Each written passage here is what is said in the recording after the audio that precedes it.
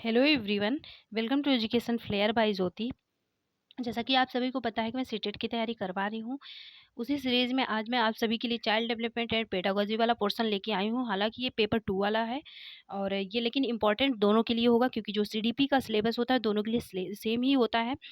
चलिए देखते हैं आज क्वेश्चन नंबर फर्स्ट से। इसके पहले अगर आप हमारे चैनल पे फर्स्ट टाइम विजिट किए हैं तो सब्सक्राइब कर लीजिएगा, ताकि कोई भी इंपॉर्टेंट चीज़ है छूटे ना। चलिए देखते हैं क्वेश्चन नंबर फर्स्ट।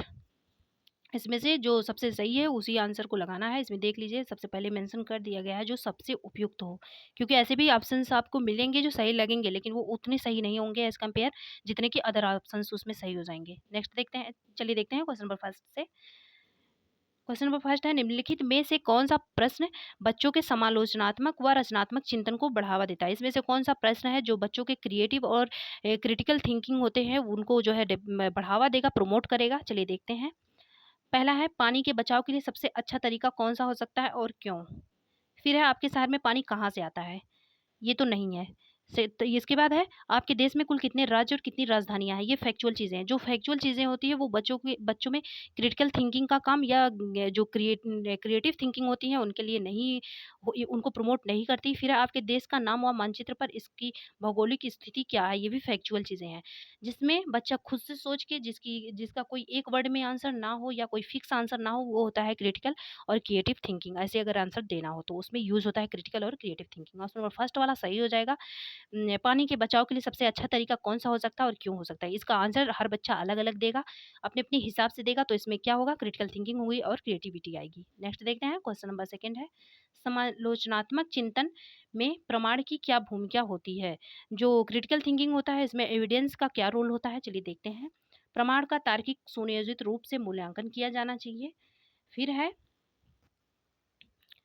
सेकंड वाला है, प्रमाण को बिना विश्लेषण के स्वीकार किया जाना चाहिए। ऐसा नहीं है कि प्रमाण को बिना विश्लेषण के ही ऐसे स्वीकार कर लिया जाना चाहिए।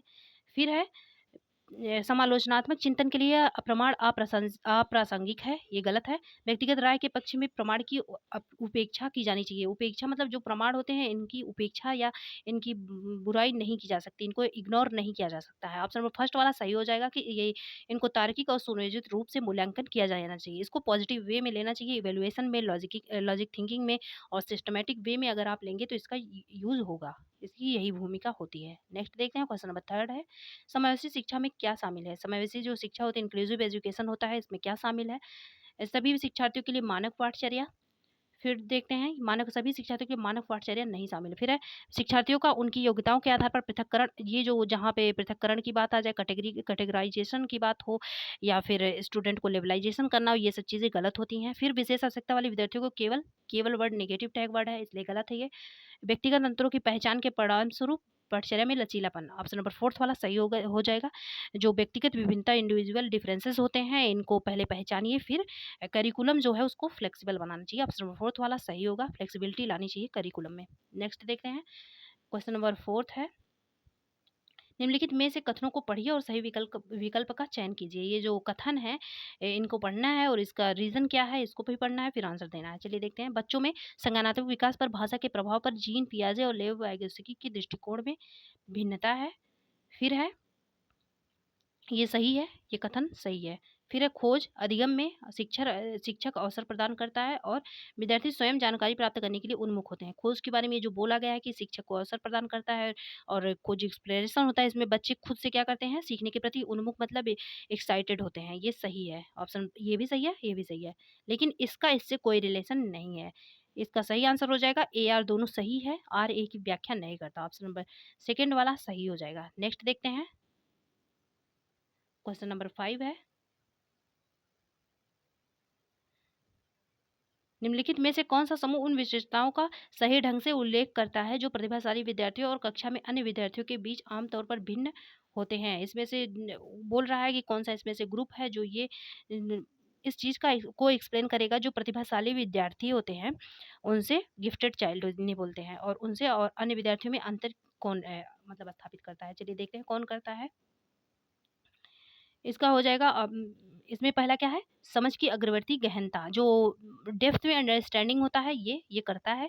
फिर है, सीखने की तेज गति, ये भी करता है। फिर समझ के लिए दूसरों पर निर्भरता ये नहीं करता। ऐसा नहीं है कि जो बच्चे और बच्चे हैं वो समझ के लिए किसी और पे निर्भर हैं। शारीरिक विकास की तेज गति ये भी नहीं है। ऑप्शन नंबर सेकंड और ए और बी सही हो जाएगा। ऑप्शन नंबर फोर्थ वाला सही हो जाएगा। नेक्स्ट देखते हैं, क्वेश्चन नंबर 6 है, श्रवण बाधिता जिनको मतलब सुनने में दिक्कत है, श्रवण बाधिता हियरिंग प्रॉब्लम है, के संदर्भ में कौन-सा कथन सही है? ऐसे बच्चों के संदर्भ में कौन-सा मतलब क्या करना चाहिए जो सही है इसमें से? चलिए देखते हैं।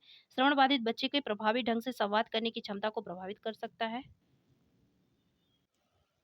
जो श्रवण बाधित बच्चे होते हैं वो उनको संवाद करने में मतलब बातचीत करने में, डिस्कशन करने में, कम्युनिकेशन में दिक्कतें आएँगी, क्योंकि वो जो दूसरे लोग होंगे उनसे जो बातें कहेंगे वो सुन ही नहीं पाएँगे। जब सुन नहीं पाएँगे तो अच्छे से जवाब नहीं दे पाएँगे, कि रिस्पॉन्स नहीं कर पाएँगे, तो इसलिए इनको किसमें दिक्कत होगी? कम्युनिकेशन में। ऑप्शन नंबर फर्स्ट वाला सही हो जाएगा। नेक्स्ट देखते हैं, क्वेश्चन नंबर 7 है, समावेशन के संदर्भ में पाठचर्या सीखने की अपेक्षाएँ के समान है, जबकि में भिन्न है। जो पाठचर्या होता है, करिकुलम होता है, वो समावेशन मतलब इंक्लूसिव में जिसमें जो है जो इंटेलिजेंट बच्चे हैं, जो सामान्य बच्चे सबको जो है ऐड करना होता है ऐसे क्लासरूम में सामान्य इनक्लूसिव एजुकेशन में। ऐसे में चलिए देखते हैं पाठचर्या जो करिकुलम होता है, उनका क्या रोल होता है। सीखने की अपेक्षाएँ क्या करती हैं? समायोजन में समान है। समायोजन वर्ड पहले आएगा, ठीक है? ऑप्शन नंबर 4th वाला सही हो जाएगा। समायोजन भी ये समान होती हैं, जो समायोजन होता है। एक्कोमोडेशन बोलते हैं, और किसमें वो भिन्न है? संशोधन में। उनमें जो संशोधन करना है उसमें वो अलग-अलग करना है संशोधन, जहाँ पे जो दिक्कतें आएँगी उसी हिसाब से हम मॉडिफ़िकेशन करते जाएँगे। नेक्स्ट देखते हैं, क्वेश्चन नंबर 8th वाला है, संरचनावादी सिद्धांतों के अनुसार निम्नलिखित में से कौन-सा कथन सही नहीं होगा? जो संरचनावादी कंस्ट्रक्टिव थ्योरीज़ होते हैं उनके बारे में क्या सही नहीं है? ज्ञान व्यक्तिपरक है, ये सही है। फिर है शिक्षार्थी अपने सामाजिक सांस्कृतिक संदर्भ में ज्ञान की रचना करते हैं, ये भी सही है। प्रभावी अधिगम सुनिश्चित करने के लिए विद्यार्थियों को बाहरी रूप से प्रेरित करने की आवश्यकता है। अ, क्या है? प्रभावी अधिगम सुनिश्चित करने के लिए विद्यार्थियों को बाहरी रूप से प्रेरित करने की, ये गलत है। प्रेरणा मोटिवेशन जो होता है वो आउटर अगर मोटिवेशन है तो वो उतना इफेक्टिव नहीं होगा जितना कि क्या होगा, जो इंट्रिंसिक मोटिवेशन होता है, इंट्रिंसिक जो मोटिवेशन होता है वो ज़्यादा बेनिफिशियल होता है। उसे पॉजिटिव टैग वर्ड के रूप में लेते हैं, जो आंतरिक प्रेरणा होता है वो बच्चे के लिए ज़्यादा हेल्पफुल होता है। ऑप्शन नंबर 3rd वाला सही हो जाएगा, इसमें गलत वाला पूछा गया है, तो बाहरी रूप से प्रेरित करना ये गलत है। नेक्स्ट देखते हैं, जब बच्चा खुद से प्रेरित होगा तब वो और अच्छा काम कर पाएगा। नेक्स्ट देखते हैं, क्वेश्चन नंबर 9 है, निम्नलिखित में से कौन-सा आंतरिक प्रेरणा का उदाहरण है? जो इंट्रिंसिक मोटिवेशन होता है इसका उदाहरण एग्ज़ाम्पल इसमें से क्या है? शिक्षक को प्रभावित करने के लिए परियोजना को पूरा करना, शिक्षक को खुद खुद के मतलब लिए नहीं, खुद के एन्जॉयमेंट के लिए, खुद के सुकून के लिए नहीं कर रहा, वो शिक्षक को प्रभावित किया, ये बाहरी है। ये एक्सट्रिंसिक मोटिवेशन है, एक्सट्रिंसिक याद रखिएगा। फिर है व्यक्तिगत आनंद के लिए एक वाद्य यंत्र बजाना, बिल्कुल सही है। व्यक्तिगत मतलब खुद के जो आनंद के लिए वो एक वाद्य यंत्र अगर बजा रहा है, कोई म्यूज़िकल इंस्ट्रूमेंट बजा रहा है तो वो होगा उसका आंतरिक अप्रेरणा, क्योंकि वो खुद उससे खुश हो रहा है, खुद के लिए कर रहा है। नेक्स्ट देखते हैं, क्वेश्चन नंबर 10 है, निम्नलिखित कथनों को पढ़िए और सही विकल्प का चयन कीजिए। इसमें से कथन है, इसको पढ़ना है और रीजंस जो हैं इनको भी पढ़ना है। इसमें से क्या सही है इसका चयन करना है। चलिए देखते हैं। शिक्षकों को विद्यार्थियों में विशेष जातीय समूहों के बारे में रूढ़िवादिता को तोड़ने के लिए कड़ी मेहनत करनी चाहिए। बिल्कुल, जो स्टीरियोटाइप के थिंकिंग होते हैं इनको तोड़ने के लिए हमें जो है काम करना चाहिए, मेहनत करनी चाहिए टीचर्स को। फिर है शिक्षा का एक प्रमुख उद्देश्य विद्यार्थियों को समालोचनात्मक चिंतन मतलब होता है क्रिटिकल थिंकिंग होती है, जो आत्मचर्चा सेल्फ रिफ्लेक्शन होता है, के लिए प्रोत्साहित करना चाहिए। बिल्कुल, जो समालोचनात्मक चिंतन होता है उसके लिए उनको क्या करना चाहिए, प्रोत्साहित करना चाहिए। ये इसके लिए सही है। उनको जब हम प्रोत्साहित करेंगे स्टेरियोटाइप के थॉट्स जो होंगे उनमें दूर का होगा। इसका सही ए, आर दोनों सही है, और आर जो है कि ये क्या कर रहा है, ए की व्याख्या भी कर रहा है। किसमें है ये? ऑप्शन नंबर 4th वाले में है। ए, बी दोनों सही है, आर ए की सही व्याख्या करता है। ऑप्शन नंबर 4th वाला सही हो जाएगा। चलिए देखते हैं फिर 11 वाला, क्वेश्चन नंबर 11, महारत, निपुणता जिसे दक्षता बोलते हैं, एबिलिटी, प्रदर्शन लक्ष्य में क्या अंतर है? जो प्रदर्शन होता है और जो एबिलिटी होती है मतलब दक्षता होती है, स्किल होते हैं, उनमें क्या डिफरेंस होता है? मैं आपको बता दूं शॉर्टकट में, जो ये प्रदर्शन होता है वो दिखावे के लिए किया जाता है, दूसरों को दिखाने के लिए, दूसरों को मतलब संतुष्ट करने के लिए इसे किया जाता है। और जो निपुणता होता है ये खुद में होता है, स्किल जो होता है ये खुद के अंदर की क्वालिटी है। चलिए देखते हैं किसमें है ये। महारत लक्ष्य अपने कौशल और कार्य की समझ में सुधार करने पर केंद्रित है। बिल्कुल, अपने जो कौशल होते हैं उनमें सुधार करने पे है। ऑप्शन नंबर सेकंड वाला सही हो जाएगा। जबकि प्रदर्शन लक्ष्य उच्च ग्रेड प्राप्त करने या बाहरी पुरस्कार प्राप्त करने पर केंद्रित है। बिल्कुल, जो बाहरी पुरस्कार है, ग्रेड है, हम मार्क लाने के लिए करते हैं या फिर ग्रेड पाने के लिए है, या कोई हमारी तारीफ करे या बोले बच्चा अच्छा है, इसके लिए जो करते हैं बच्चे, तो वो होता है प्रदर्शन।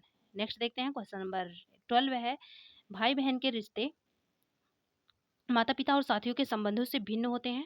बिल्कुल सही है, माता-पिता जो साथियों से संबंध होते हैं उनसे भिन्न होते हैं। बाल्यावस्था में समाजीकरण में महत्वपूर्ण भूमिका निभाते हैं। बाल्यावस्था में जो सामाजीकरण किसमें सबसे ज़्यादा होता है? बाल्यावस्था में। इनमें महत्वपूर्ण भूमिका भूमिका निभाते हैं, क्योंकि भाई-बहन जो होते हैं वो साथ-साथ रहते हैं, साथ-साथ बढ़ते हैं। तो समाजीकरण सबसे पहले उन्हीं में आपस में होता है। इसलिए ये महत्वपूर्ण भूमिका निभाते हैं। ऑप्शन नंबर फर्स्ट वाला सही हो जाएगा। नेक्स्ट देखते हैं, क्वेश्चन नंबर 13 है। निम्नलिखित कथनों को पढ़िए और सही विकल्प का चयन कीजिए। इसमें से पढ़ना है और जो सही है उसको बताना है। बच्चों के विकासात्मक दरों में काफ़ी भिन्नताएँ मौजूद होती हैं। जो बच्चे के विकास होते हैं इसमें मतलब डेवलपमेंट होते हैं, इसमें वेरिएशन होता है, ये बिल्कुल सही है। विकासात्मक अंतर आनुवांशिक अनुभवात्मक विविधताओं की जटिल अंतःक्रिया का एक अनिवार्य परिणाम है। अब ये बता रहा है जो डेवलपमेंट वेरिएशंस होता है वो होता क्यों है? आनुवांशिक हेरिडिटी के कारण होता है, एक्सपीरियंस के कारण होता है, विविध जटिल अंतःक्रिया जो होता है, इंटरेक्शंस कॉम्प्लेक्स इंटरेक्शन होते हैं उनके कारण होता है। ये बिल्कुल कौन-सा इसका सही हो जाएगा? इसका जो सही होगा आंसर ऑप्शन नंबर 4th वाला होगा। ये देखिए दोनों सही है आपस में अलग-अलग पहले तो सही है, फिर ये क्या कर रहा है इसको एक्सप्लेन भी कर रहा है। ये यार दोनों सही है, आर ए की सही व्याख्या कर रहा है। ऑप्शन नंबर 4th वाला सही हो जाएगा। नेक्स्ट देखते हैं, क्वेश्चन नंबर 14 है। निम्नलिखित कथन में विकास के किस सिद्धांत को दर्शाया गया है? जो बच्चे अपने शुरुआती वर्षों में भाषा सीखने के लिए अनुकूल वातावरण से वंचित रह जाते हैं, बच्चे का सबसे जो लैंग्वेज एक्विजिशन वाला काम होता है वो सबसे परफेक्ट किसमें होता है? प्रारंभिक बाल्यावस्था में, प्रारंभिक अर्ली चाइल्डहुड में, ठीक है? ये होता है इसमें। फिर है उन्हें बाद के जीवन में भाषा चुनने में थोड़ी कठिनाई होती है। अगर ये ऐज निकल जाए ना, अगर उसके बाद उन्हें जो है लैंग्वेज सीखना हो तो उसमें कठिनाई होती है। इसके बारे में चलिए देखते हैं कौन-सा ये किस सिद्धांत को दर्शाता है। भाषा का विकास पूरी तरह अनुवांशिकी पे कोई बात ही नहीं हुई है। भाषा और अनुभूति जटिल रूप से परस्पर संबंधित है, इस पे भी बात नहीं हुई है। विकास अवस्थित और अप्रत्याशित होता है, ये गलत है। विकास के भाषा के विकास का एक संवेदनशील काल होता है, बिल्कुल ये बात कर रहा है कि अगर एक जो काल होता है उसके लिए एक टाइम पीरियड होता है, अगर वो निकल गया तो बाद में उससे उन्हें दिक्कतें होंगी। नेक्स्ट देखते हैं, क्वेश्चन नंबर 15 है, वह विद्यार्थी जो पैटर्न वैकल्य मतलब होता है डिसलेक्सिया। डिसलेक्सिया में मैं आपको कई दिन बताई हूँ कि पढ़ने से संबंधित विकार होता है, पढ़ने से। अगर वही डिसग्राफिया आ जाए, ग्राफ पे क्या करते हैं हम लिखते हैं, इससे अनुमान लगा लीजिएगा डिसग्राफिया मतलब लिखने से। वही अफेजिया अफेजिया अगर आ जाए तो भाषा से रिलेटेड होता है। डिसकैलकुलिया आ जाए तो वो कैलकुलेशन से रिलेटेड दिक्कतें होती हैं। चलिए देखते हैं, जूझने को पढ़ना सिखाया जा सकता है, ऐसे बच्चों को पढ़ना किससे सिखाया जा सकता है? इसका सही आंसर होगा ऑप्शन नंबर 4th वाला होगा, प्रणालीगत ध्वन्यात्मक प्रशिक्षण के माध्यम से। जो मतलब होते हैं ना फोनोलॉजिकल चीज़ें यूज़ करनी है जिनसे ध्वनि निकल सके, साउंड वाली चीज़ें यूज़ करके हम पढ़ाएँगे, क्योंकि वो खुद से पढ़ नहीं पा रहे हैं तो साउंड अगर सुनेंगे तो हो सकता है उन्हें आए। नेक्स्ट देखते हैं, क्वेश्चन नंबर 16 है, बोध आधारित शिक्षण जो अंडरस्टैंडिंग जो है बेस्ड टीचिंग होते हैं, ये किस सिद्धांत ये मतलब किस सिद्धांत में आएँगे? चलिए देखते हैं किसमें आएँगे ये। इसका सही हो जाएगा, ऐसा करने के लिए एक सुविधाजनक वातावरण प्रदान किए जाने पर विद्यार्थी के ज्ञान का निर्माण होता है। ऑप्शन नंबर 3rd वाला सही हो जाएगा कि अगर ऐसा करने के लिए हम एक सुविधाजनक वातावरण क्रिएट करते हैं, जो विद्यार्थी का ज्ञान होगा उसका निर्माण होगा। इसकी ये गलत हो गया, निष्क्रिय प्राप्तकर्ता। इनएक्टिव वाली चीज़ें कहीं हो तो गलत हो जाती हैं, अगर ये क्योंकि नेगेटिव टैग वर्ड है और क्वेश्चन क्या है पॉजिटिव। फिर विद्यार्थियों की क्षमताएँ, आवश्यकताएँ विविध हैं, जिन्हें मानक निर्देशों पर ध्यान केंद्रित किए बिना, ये गलत है, ध्यान केंद्रित किए बिना, इसकी वजह से ये गलत हुआ। शिक्षार्थी कम जानते, ये गलत हुआ। नेक्स्ट देखते हैं, क्वेश्चन नंबर 17 है, जटिल समस्याओं से जूझ रहे अमन के समस्या समाधान कौशल विकसित करने में एक शिक्षक किस प्रकार का मदद कर रहा है? कोई अमन नाम का लड़का है मान लीजिए, वो क्या कर रहा है, स्ट्रगल कर रहा है अपने किसमें, प्रॉब्लम सॉल्विंग में। उसे स्ट्रगल करना पड़ रहा है प्रॉब्लम सॉल्विंग में। इसकी जो है मदद किस प्रकार से कर सकता है टीचर, चलिए देखते हैं। उसे मंथन करने और विचार उत्पन्न करने के लिए प्रोत्साहित करके, बिल्कुल सही है। वो क्या करे, उसको इनकरेज करना है कि तुम अपने अंदर आइडियाज़ को बिल्ड करो और ब्रेनस्टॉर्मिंग के द्वारा विचार उत्पन्न करने के मतलब मंथन करके, उस पे सोच विचार करके बच्चा उससे बाहर आ सकता है। प्रॉब्लम सॉल्विंग की जो स्किल्स होते हैं उनके अंदर डेवलप किया जा सकता है। नेक्स्ट देखते हैं, क्वेश्चन नंबर 18 है, माध्यमिक कक्षाओं में जो मिडिल क्लासेस होते हैं, अधिगम के लिए एक अनुकूल कक्षा का वातावरण पर केंद्रित होता है। जो किस पे होगा? मिडिल कक्षाओं में अध्ययन के लिए एक अनुकूल कक्षा का वातावरण कोऑपरेशन के द्वारा होता है। ऑप्शन नंबर सेकंड वाला कोऑपरेशन मतलब आप मेरी हेल्प कर दो, मैं आपकी हेल्प कर दूँगा। तुम मतलब आपस में बच्चे बातचीत करके, ग्रुप वाइज़ करके आपस में बातचीत करके, कोऑपरेशन करके मतलब एक-दूसरे का सहयोग करके सीखते हैं। ये ऑप्शन नंबर सेकंड वाला सही हो जाएगा, सहकारी अधिगम। नेक्स्ट देखते हैं क्वेश्चन नंबर 19 है, लिव बाय के अगर कहीं भी नाम आए सामाजिक और सांस्कृतिक से रिलेटेड होता है, कहीं भी आपको ऑप्शन में सामाजिक दिखे तो आंसर लगा सकते हैं। फिर देखते हैं क्या क्वेश्चन है। लिव वाइगोत्स्की का मानना है कि विकास क्या है? सीधे सामाजिक संपर्क के परिणाम से होता है। इसका सही आंसर हो जाएगा 19वां का 4 हो जाएगा। ये आपको सही लगे या ना लगे। अगर लेव वाइगोत्स्की साइंटिस्ट का नाम आ गया, सामाजिक सांस्कृतिक ही इसका आंसर होगा। नेक्स्ट देखते हैं क्वेश्चन नंबर 20 है, पियाजे के अनुसार गुणात्मक रूप से 4 विभिन्न अवस्थाएँ हैं। पियाजे ने 4 विभिन्न अवस्थाएँ दी थी, आपको पता होगा कि एक होता है संवेदी गामक जिसे सेंसरी मोटर बोलते हैं, संवेदी गामक। फिर होता है पूर्व संक्रियात्मक प्री कन्वेंशनल, फिर होता है मूर्त संक्रियात्मक कन्वेंशनल बोलते हैं, औपचारिक संक्रियात्मक या लास्ट में अमूर्त संक्रियात्मक होता है। चलिए देखते हैं 4 विभिन्न अवस्थाएँ, गुणात्मक रूप से 4 विभिन्न अवस्थाएँ हैं।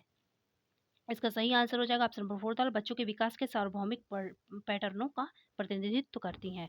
जो बच्चे का डेवलपमेंट होगा उसमें जो सारे पैटर्न है सबको ऐड करता है पियाजे का सिद्धांत।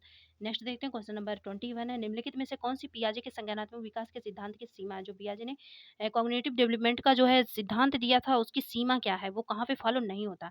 चलिए देखते हैं। वह संज्ञानात्मक विकास में भाषा की भूमिका पर अत्यधिक बल देता है, ये इसकी सीमा नहीं है। फिर है वह संज्ञानात्मक विकास में व्यक्तिगत विभिन्नताओं को ध्यान में नहीं रखता, ये भी इसकी सीमा नहीं है, ये रखता है।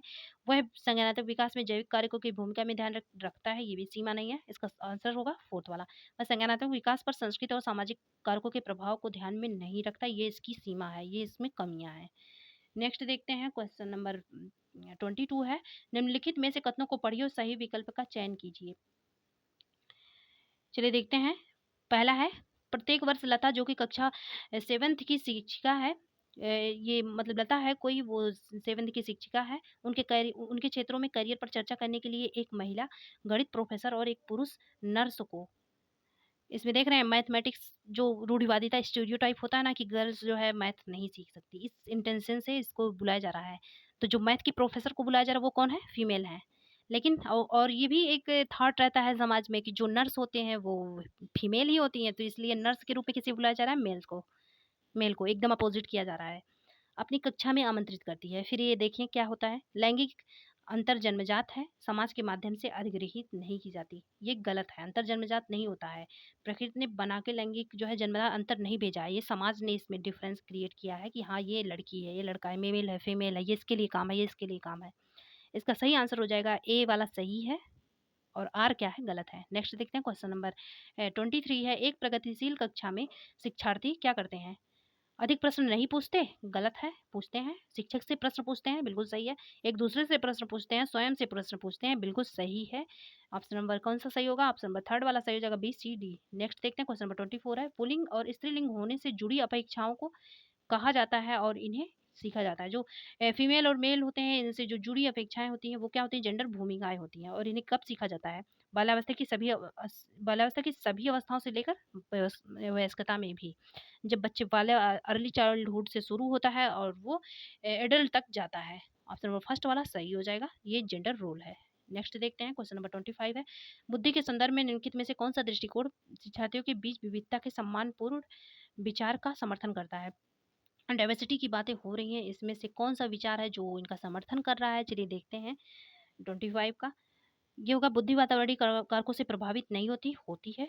एनवायरनमेंट से बुद्धि प्रभावित होती है। बुद्धि आनुवंशिक कारकों से प्रभावित नहीं होती, होती है। हेरिडिटी से भी होती है, एनवायरनमेंट से भी होती है। बुद्धि को मापने के लिए बुद्धिलब्धि परीक्षण ही एकमात्र नहीं, बुद्धिलब्धि परीक्षण ही एकमात्र वो साधन नहीं है। रोसा स्याही परीक्षण ये सब भी है। बुद्धि बहुआयामी है, बिल्कुल सही है। ये किसने बोला है? हार्वर्ड गार्डनर ने। फिर है, समय के साथ बदल बदल सकती है। ऑप्शन नंबर फोर्थ वाला सही होगा। ये क्या हो सकती है? चेंज हो सकती है टाइम के अकॉर्डिंग। नेक्स्ट देखते हैं क्वेश्चन नंबर 26 है, निम्नलिखित में से किसने सामान्य बुद्धि की अवधारणा की आलोचना की? हाँ, जो सामान्य बुद्धि बुद्धि होता है, जनरल इंटेलिजेंस होता है, इसकी क्या की? बुराई की और मतलब आलोचना आलोचना इसकी की। और बुद्धि एक वैकल्पिक सिद्धांत प्रस्तावित किया और बुद्धि के लिए, इंटेलिजेंस के लिए एक सिद्धांत प्रस्तावित किया। आपको पता होगा कि बुद्धि के लिए सिद्धांत किसने प्रस्तावित किया था? ऑप्शन नंबर सेकंड वाला सही हो जाएगा, हार्वर्ड गार्डनर ने। कौन सा बुद्धि दिया था इसने? बहुआयामी। इन्होंने बहुआयामी दिया था। बहुआयामी बुद्धि का सिद्धांत मतलब मल्टी डायमेंशनल इंटेलिजेंस, 360 डिग्री, कोई भी एरिया छूटेगा नहीं जहाँ बुद्धि काम ना करे। नेक्स्ट देखते हैं 27 है question number Lawrence Kohlberg. Lawrence Kohlberg का नाम है, मैं बता दूं ये नैतिक विकास की अवस्थाएं दिए हैं, जिसमें 3 स्टेज इन्होंने बताया है। तीनों स्टेज में 1 2 मान लीजिए 3 3 स्टेज बताया, इसमें भी 2 चीजें रखी है, इसमें भी 2, इसमें भी 2, इसमें आज्ञा दंड रखा है। सामाजिक चीजें थर्ड वाले स्टेज में आती हैं और संरक्षण द्रव्यमान वगैरह वाली चीजें सेकेंड स्टेज में आती हैं। चलिए देखते हैं। नैतिक तर्क में लैंगिक इनके सिद्धांत के आलोचना कैरल गिलगिल द्वारा। अ, ये लॉरेंस कोहलबर्ग ने जो नैतिक विकास का सिद्धांत दिया था, इसकी आलोचना की है, किसने की है? कैरल गिलिगन ने की है। ये इन्होंने क्या बोला है, चलिए देखते हैं 27 का। नैतिक तर्क में लैंगिक विभिन्नताओं की उपेक्षा करने के लिए की गई है। नैतिक तर्क में लैंगिक भिन्नताओं की उपेक्षा करने के लिए कही गई, यही इन्होंने बुराई किया है कि जो नैतिक तर्क है इसमें लैंगिक विभिन्नताएं दिखने को इन्हें मिलती हैं, जेंडर डिफरेंसेस इन्हें दिखता है। नेक्स्ट देखते हैं क्वेश्चन नंबर 28 है। एक शिक्षिका अपने विद्यार्थियों को अधिसंज्ञानात्मक कौशल विकसित करने में मदद कर रही है। जो मेटाकॉग्निटिव स्किल होता है उसे वो डेवलप करना चाह रही है टीचर। निम्नलिखित में से कौन सी रणनीति सबसे अधिक प्रभावी होगी? चलिए देखते हैं कौन सी रणनीति सबसे अधिक प्रभावी होगी। विद्यार्थियों को प्रेरित करने के लिए लगातार कंटिन्यूअसली वाली चीजें होती है, अभ्यास हो, ग्रेड प्रतिपुष्टि हो, ये निगेटिव टैग वर्ड है, ये सही नहीं होते, ये गलत है। फिर है विद्यार्थियों को प्रोत्साहित करना कि वे स्वयं अपने अधिगम पर चिंतन करें और अपनी प्रगति का मूल्यांकन करें। ऑप्शन नंबर सेकंड वाला बिल्कुल सही है।